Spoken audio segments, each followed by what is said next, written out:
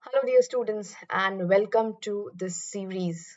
So, as I promised you earlier, I'll be coming up with the most important questions that are often asked in the board exam of Class 12th History. So, today I'm taking up the first chapter, that is Bricks, Beads, and Bones.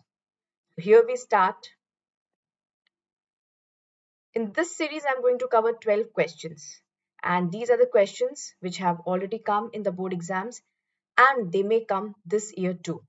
So let's gear up, fasten your seat belt, and get ready for your board exams. The first question: how do archaeologists trace socio-economic differences in Harappa society? What are the differences that they notice? The same question can come in this way also. Describe any three features of the burial sites in Harappa. So we know that the script of Harappa civilization is enigmatic. We don't know what those people have written. So, how do we come to know about the Harappan society? So, we come to know through the artifacts or the different things which were made by the man. Coming on to the answer. So, I have been telling you earlier also that always write down the introductory line for the answer. Now, the introductory line is the line that we take from the question itself. Archaeologists generally use the following strategies to find out the social and economic differences among the people in the Harappa society. So, burials. At burials, Harappa sites, the dead were generally laid in pits. So, the dead bodies were buried in Harappa civilization. There were differences in the way the burial pit was made. In some cases, the hollowed out spaces were lined with bricks, but not sure whether these variations were an indication of social differences or not. Because in some of the pits, we will find that they were not lined. And then there were some of the pits which were lined with the bricks. So again, it tells about the economic status of the people, that the pits which did not have bricks, they were the commoners, and the pits which had bricks, they were the people who were comparatively rich. Some graves contained pottery and ornaments indicated that these could be used in the afterlife. So, did Harappans believe in afterlife?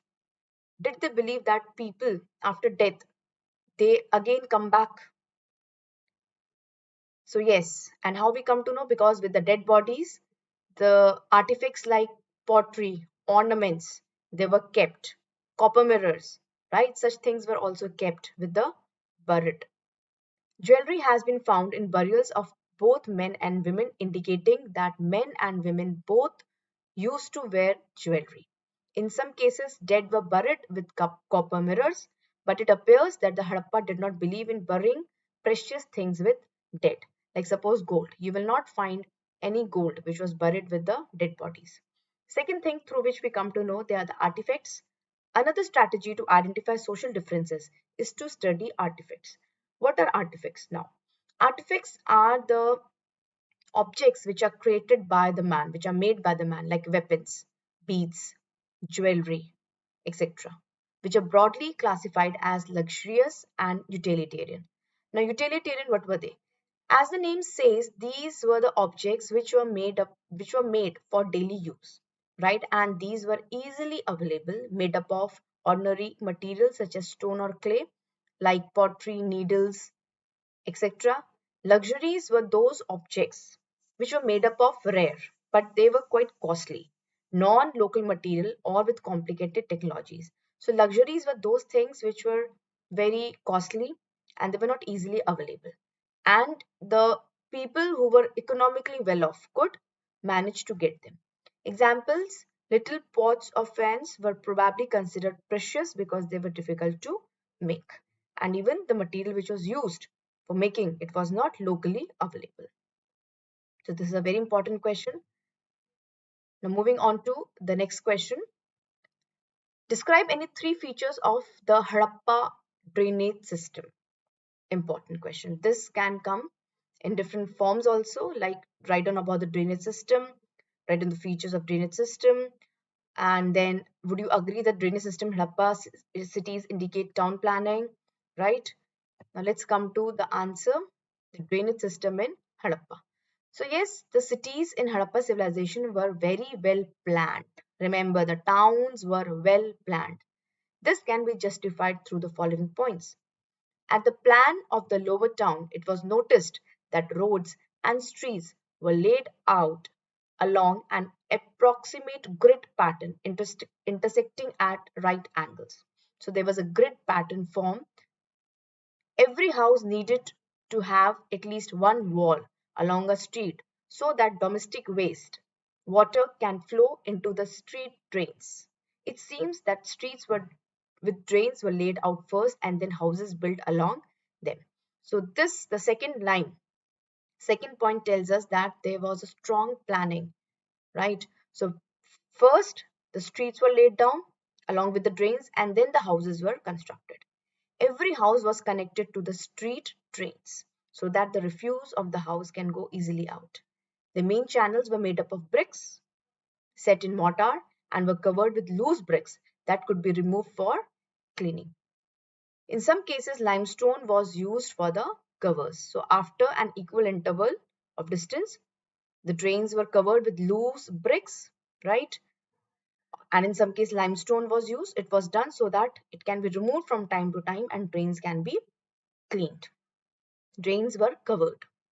House drains first emptied into a sump or cesspit into which solid matter settled, while wastewater flowed out into the street drains. Again, an example of an excellent planning. So that the solid matter does not go into the main drain. So that's why there was a sump constructed in which all the solid material used to go and deposit at the bottom and water would flow out. And time to time, these sumps were cleaned. Therefore, we can say that Harappa cities had a carefully planned drainage system. It's a very important 3 marks question. Now moving on to the next question.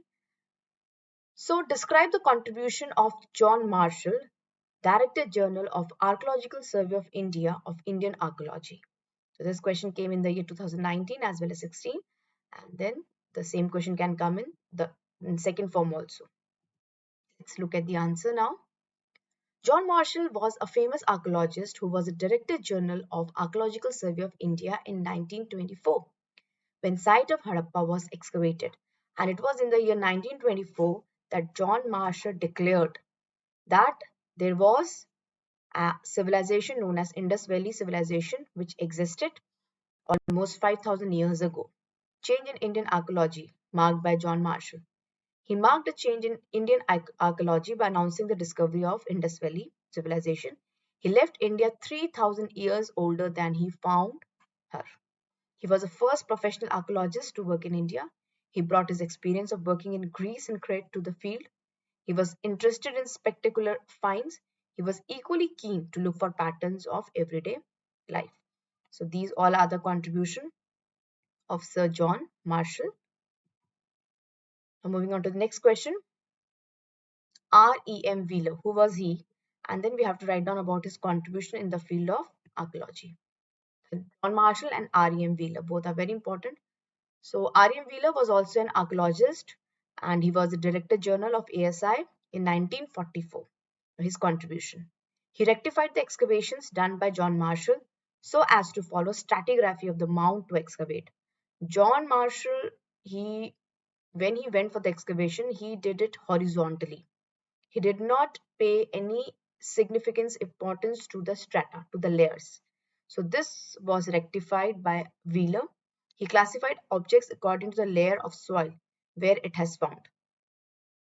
He also brought military precision to the practice of archaeology.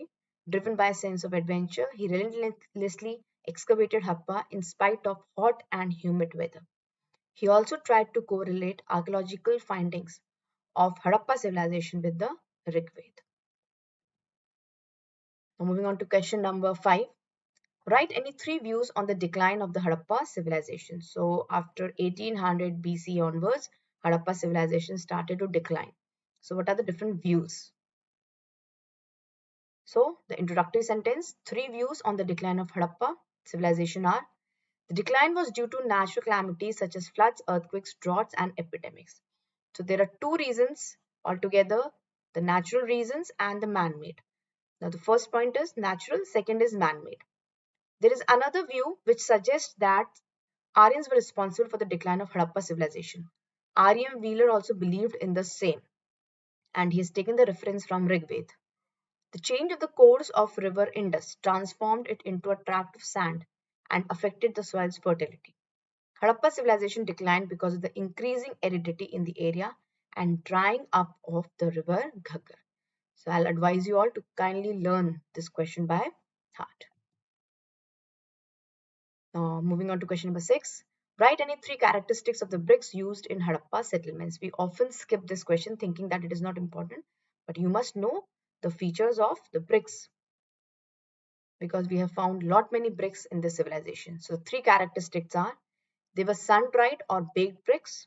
The bricks were also baked in the kilns. Kilns are those जिनको हम हिंदी में भट्टी बोलते हैं. Bricks had standard ratio. The ratio was 4:2:1 of length, breadth and height.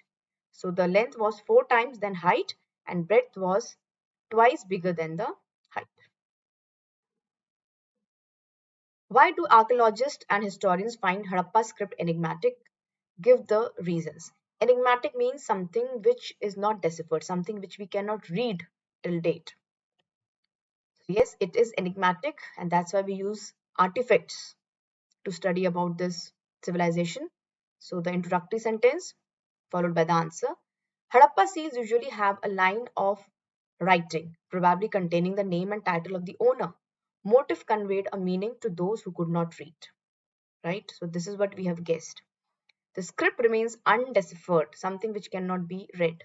Till date, it was evidently not alphabetical as it has too many signs, and the number of signs is somewhere between 375 and 400. So there were too many. And the script was written from right side to left side. Unlike we write English or Hindi. It was written the way Urdu is written, right? From right side to left side. Seals, they show a wider spacing on the right and cramping on the left, as if the engrave began working from the right and then ran out of space. So the third line, the third point here is the explanation to this line. The script was written from right to left. Most of the inscriptions were short, but the longest one contains about 26 lines. Now moving on to question number 8. Describe the basis on which archaeologists identify the centers of production in the Harappa culture. This question has come in the year 2018. So the basis on which the archaeologists identify the centers are the raw material, which we find like stone, shells, copper, tools, unfinished objects, rejected and waste material. Water is one of the best indicators of craft work. For instance, if shell or stone is cut to make objects, then pieces of these materials will be discarded as waste. Right? So waste is the best indicator of craft work to know about the craft work. Finished products. Sometimes larger waste pieces were also used to make up smaller objects, which suggests that apart from small specialized centers, craft production was also undertaken in large cities such as Mohenjo-daro and Harappa. So these are the 5 points on which the archaeologists they identify the centers of craft production. Like what is a raw material? Is it a shell? It's a copper or what? Tools which were used. Unfinished objects. Rejected and finished products. Now question number 9. Explain the 3 exclusive features of craft production in Chanodaro. So Chanodaro was a very famous place for the craft production, that is bead making. So it's a very small settlement, right? The features are the main craft production included bead making, shell cutting, metal working, seal making and weight making. The materials used to make beads, they are stones like carnelian, jasper, crystal and steatite, metals like copper, bronze and gold, and shell, faience and terracotta or burnt clay. So all these materials were used for making the beads. Some beads were made up of 2 or more stones. They were cemented together and some of them were made up of stones with beautiful gold caps at both the sides. The shapes were numerous, disc-shaped, cylindrical, spherical, barrel-shaped, and then some of the beads were molded out of paste made with steatite powder. This permitted making a variety of shapes unlike the geometrical forms made out of harder stone. So this is basically the features of the craft production. Right, okay, so what type of craft activity used to take place at Chanodaro? Now, the distinctive features of domestic architecture of Mohenjo-daro. Domestic architecture, we are talking about the homes of the common people. So the features of Mohenjo-daro were as follows. Mohenjo-daro, a very important settlement of Harappa civilization. Okay, so it was also divided into two parts, citadel, the upper town and the lower town. Citadel, it was smaller but higher than the lower town. This should be your first line. It was walled and was physically separated from the lower town, right? There were walls built across it. The buildings were constructed with brick platforms. Some structures had been found that were probably used for special purposes, like warehouse and great bath. Great bath was a large rectangular tank. You may get a 3 marks question from great bath also, like write on the significance or the features of great bath. So it was a large rectangular tank in a courtyard surrounded by a corridor on all four sides. Great bath was made watertight by setting bricks on edge and using a mortar of gypsum. According to scholars, it was meant for some special ritual bathing. Drainage system, we have learned about it earlier also. One of the distinctive features of Mohenjo-daro was a carefully planned drainage system. At the lower town, the roads and streets were laid out along an approximate grid pattern, intersecting at right angles. Please remember these keywords, grid pattern and intersecting at right angles. Domestic waste water flows into the street drains. Every house needed to have at least one wall along a street. It seems that streets with drains were laid out first and then homes were constructed. Lower town, it was also walled. It had several buildings built on platform. These platforms were made up of bricks, which served as foundations. All building activity within the city was restricted to a fixed area. These buildings, they have been built by mobilizing labor. So lot of work was there for the labor, lot of labor work was there in Harappa civilization. Usage of standard bricks. Quality of sun-dried bricks or baked bricks also proved the concept of planning. And all the bricks were of standard ratio, as I told you earlier also, 4 is to 2 is to 1. Now, let's come to the next question. Describe any three features of the Great Bath used in the Harappa civilization. So, as I told you earlier, this is a very important question. Great Bath, significance of Great Bath. Again, it has come. So, we have found Great Bath in the citadel of Mohenjo-daro. It's a rectangular tank in a courtyard surrounded by a corridor on all four sides. The main features of Great Bath are there were two sets of steps, one in the north and other in the south, that goes to the tank. So there were two sets of steps, north and south. Once the water in the tank is used, then it is drained out. The uniqueness of the structure has led scholars to suggest that it was meant for special ritual bathing. And whatever points we have discussed in the previous question, that can be added to this answer as well. So here comes the next question, question number 11. Describe any three sources to know about the Harappa civilization. So the sources are material, religious, and structures. Material evidences.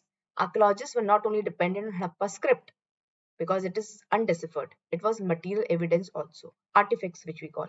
The material evidence could be pottery, tools, ornaments, etc. Organic materials such as cloth, leather, wood, and reeds, they generally get decomposed. Now, the archaeologists classify their finds in terms of materials such as stone, clay, metal, bone, ivory, then in terms of function, right? To decide whether, for instance, an artifact it was basically a tool, an ornament, or what, or both, or it was used for some ritual use. Now, the religious practices. So the archaeologists they have faced a lot of problem in facing while they were talking about or reconstructing the religious practices. Archaeologists thought that certain objects which seemed unusual or unfamiliar may have had a religious significance. These included terracotta figurines of women, heavily jeweled with some elaborate head dresses, rare stone statuary of men in an almost standardized posture, seated with one hand on the knee, such as the priest king, was also similarly classified. Then there is one proto Shiva also, there is Mother Goddess. Okay, such examples you can give here. Now the structures. Now the structures like the Great Bath and fire altars, they have been assigned ritual significances, and plant motifs are also used. They tell us that they probably worshipped the nature. Animals like one horned animal called the unicorn, it is also depicted on the seals, which appears to be mythical. A figure seated cross-legged in yogic posture, surrounded by animals like tiger, deer, elephant. It has been regarded as a depiction of Proto Shiva. So it is believed that the people they worship nature, they worship Proto Shiva, they worship even the plants. So now the question number 12. So this is the last question of the series. What are the factors responsible for the collapse of a mature Harappa civilization by 1800 BC? So as I told you, by 1800, this civilization was on its verge of decline, right? So after mature Harappa, we have the late Harappa. Again, we can see the reasons were climatic change, invasion by Aryans, right? So there's a strong evidence that by 1800 BC, most of the mature Harappa sites, the regions like Cholistan, they were abandoned. People left and they moved away. Simultaneously, there was a growth of settlements in the states like Gujarat, Haryana, and Western UP. At that time, distinctive artifacts of civilization like weights, seals, special beads, writing, long distance trade, and craft specialization, it all disappeared.